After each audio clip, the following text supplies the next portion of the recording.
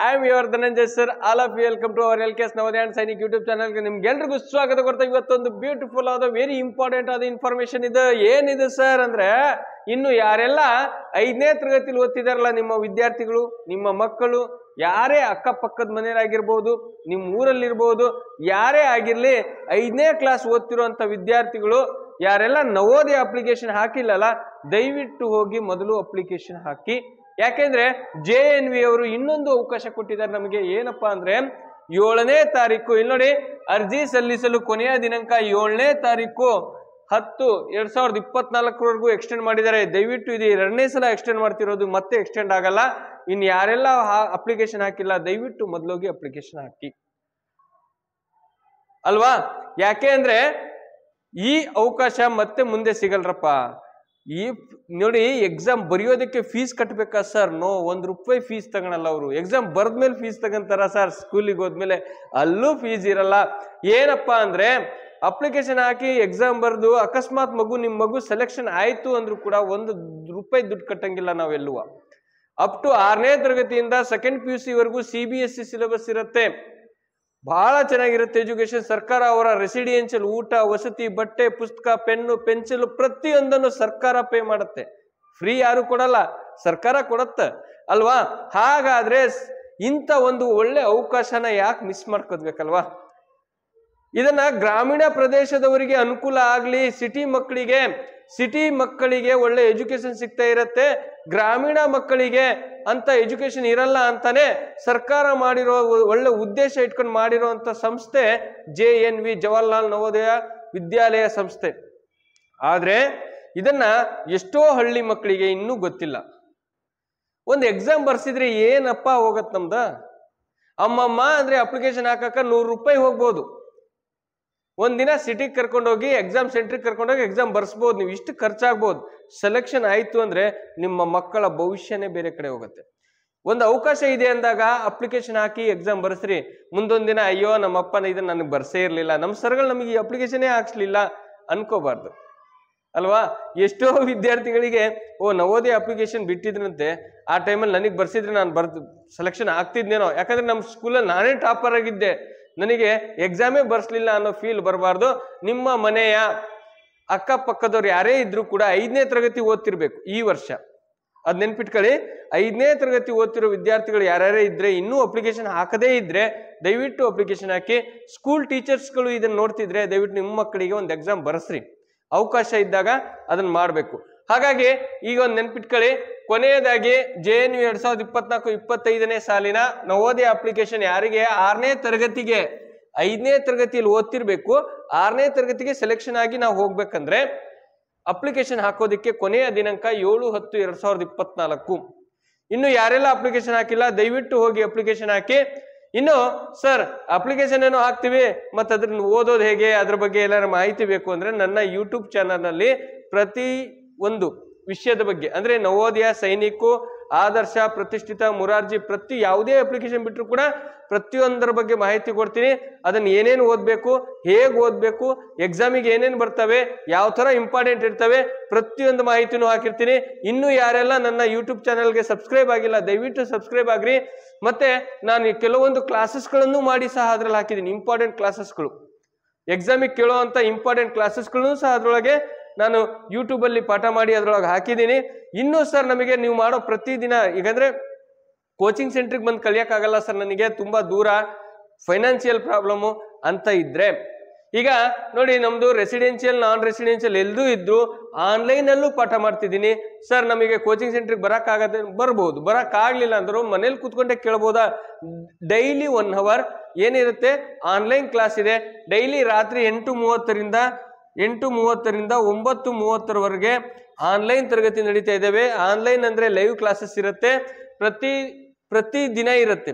ವಾರಕ್ಕೊಂದು 50 ಮಾರ್ಕ್ಸಿಗೆ ಟೆಸ್ಟ್ ಇರುತ್ತೆ, ಸರಿನಾ? ವೀಕ್ಲಿ ಟೆಸ್ಟ್ ಇರುತ್ತೆ, ಮಂತ್ಲಿ ಟೆಸ್ಟ್ ಇರುತ್ತೆ.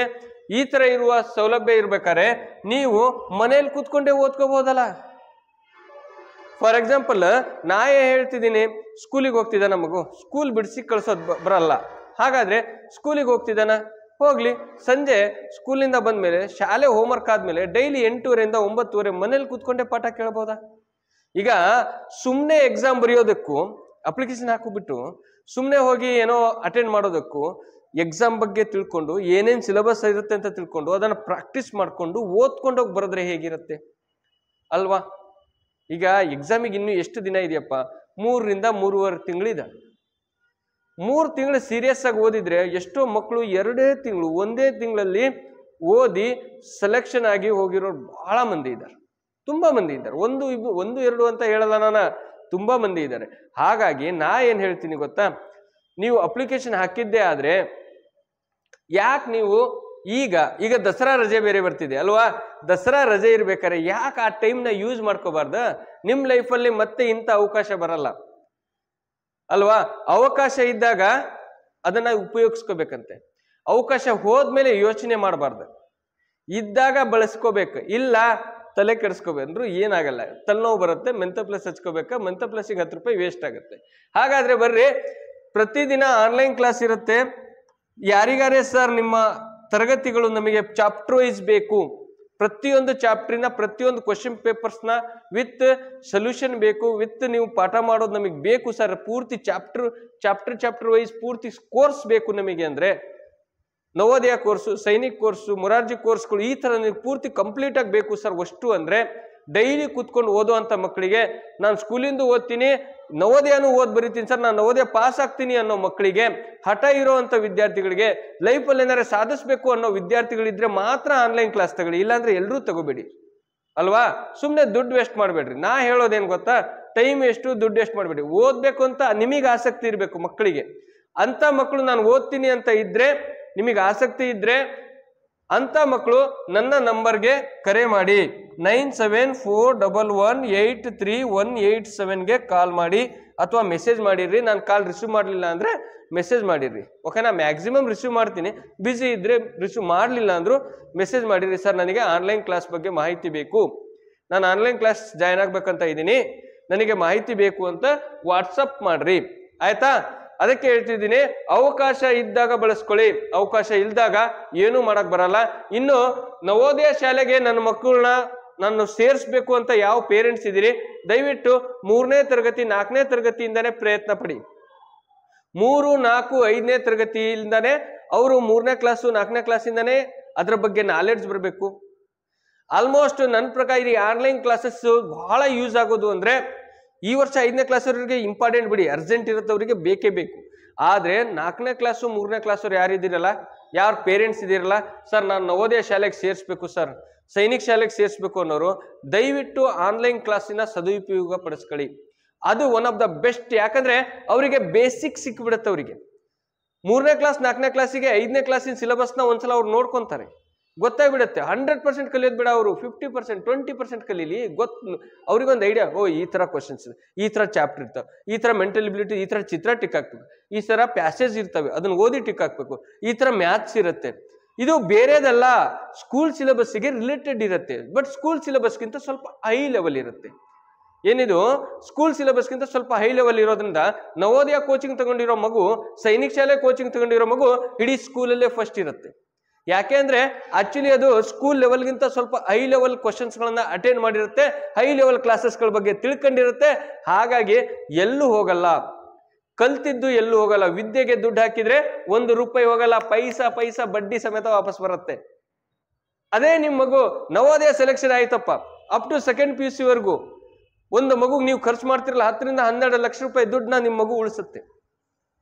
ಅಷ್ಟು ದುಡ್ಡು ಖರ್ಚು ಮಾಡಿರೋ ಒಂದು ಒಳ್ಳೆ ಎಜುಕೇಶನ್ ಸಿಗುತ್ತೆ ಅನ್ನೋದು ಒಂದು ಗ್ಯಾರಂಟಿ ಇರಲ್ಲ. ಬಟ್ ಸರ್ಕಾರ ಕೊಡ್ತಿರೋ CBSE ಸಿಲೆಬಸ್ ಇನ್ ಜವಾಹರ್ಲಾಲ್ ನವೋದಯದಲ್ಲಿ one of the best quality of education ಇದೆ, ಬಹಳ ಚೆನ್ನಾಗಿದೆ. ನೋಡಿ, ನಾನು ಹೇಳೋದೊಂದೇ, ನಿಮ್ಮ ಮಕ್ಕಳು ಅದು ಹಳ್ಳಿಯಲ್ಲಿ ಓದ್ತಿರ್ಲಿ, ಡಿಲ್ಲಿಲಿ ಓದ್ತಿರ್ಲಿ, that is not important. Private ಸ್ಕೂಲಲ್ಲಿ ಓದ್ತಿರ್ಲಿ, ಗೌರ್ಮೆಂಟ್ ಸ್ಕೂಲಲ್ಲಿ ಓದ್ತಿರ್ಲಿ, ಅದು ಇಂಪಾರ್ಟೆಂಟ್ ಅಲ್ಲ. ನಮಗೇನ 5ನೇ ಕ್ಲಾಸ್ ಓದ್ತಿದೆಯಾ, ಹಾಕಬಹುದು, ಅಪ್ಲಿಕೇಶನ್ ಹಾಕಕ್ಕೆ ಒಂದು ಅವಕಾಶ ಇದೆ. You are eligible for conduct the exam. ನೀವು ಎಕ್ಸಾಮ್ನ ಬರೆಯೋದಕ್ಕೆ ಅರ್ಹರಾಗಿದ್ದೀರಿ, ಸರ್ಕಾರನೇ ನಿಮಗೆ ಆದೇಶ ನೀಡಿದೆ.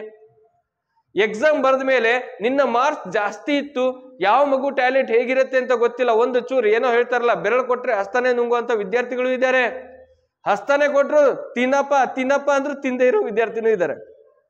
ಓದದೇ ಇರೋ ವಿದ್ಯಾರ್ಥಿಗಳಿಗೆ ನಾವು ಎಷ್ಟೇ ಸಪೋರ್ಟಿವ್ ಆಗಿ ನಾವು ಓದು ಅವನಿಗೆ ಓದಕ್ಕೆ ಆಸಕ್ತಿನ, ಅಂತರ ಆಗಲ್ಲ. ಬಟ್ ಓದ್ಬೇಕಂತ ಆಸಕ್ತಿ ಇರುತ್ತೆ, ಅವನಿಗೆ ಒಂದು ಚೂರ್ ಸಪೋರ್ಟ್ ಸಿಕ್ಕರೆ ಸಾಕು ಅಚೀವ್ ಮಾಡಿಬಿಡ್ತಾರೆ. ಅಂತ ಮಕ್ಕಳಿಗೋಸ್ಕರ ಹೇಳ್ತಿರೋದು ನಾನು. ಅಂತ ಮಕ್ಕಳು ದಯವಿಟ್ಟು ಅಪ್ಲಿಕೇಶನ್ ಹಾಕಿ, ಸಾಧ್ಯ ಆದ್ರೆ ನಿಮಗೆ ಆನ್ಲೈನ್ ಕ್ಲಾಸಿಗೆ ಜಾಯ್ನ್ ಆಗ್ರಿ. ನನ್ನ ಕೈಲಾದ ಮ್ಯಾಕ್ಸಿಮಮ್ ಸಪೋರ್ಟ್ ಮಾಡ್ತೀನಿ. ಒಂದು ಪ್ರಯತ್ನ ಪಟ್ರೆ ತಪ್ಪಿಲ್ಲ.